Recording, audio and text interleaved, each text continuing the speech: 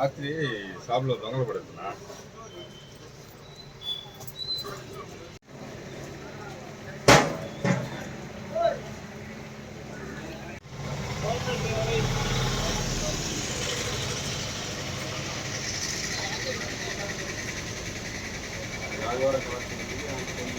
కలిగిరి కిరాణా merchant association అధ్యక్షుల్ని మా పక్క షాపులో వచ్చేసి రాత్రి దొంగతనం జరిగింది.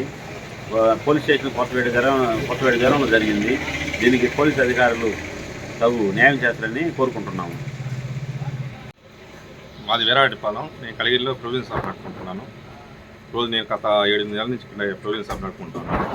ప్రతిరోజు ఉదయాన్నే మార్నింగ్ 4 కల్లా షాప్ తీసేవాడిని. అదేవిధంగా నైట్ 9 గంటలకల్లా క్లోజ్ చేసేవాడిని. అదేవిధంగా ఈరోజు కూడా వచ్చి నేను ఉదయాన్నే 4 కల్లా షాప్ తీసుకొని చూసేసరికి లాక్ లైన్ ఓపెన్ చేసి ఉన్నాయి. క్యాష్ కౌంటర్లో క్యాష్ కూడా 50,000 దాకా ఉన్నాయి. మాకు తీసుకెళ్ళిపోయారు జరిగింది.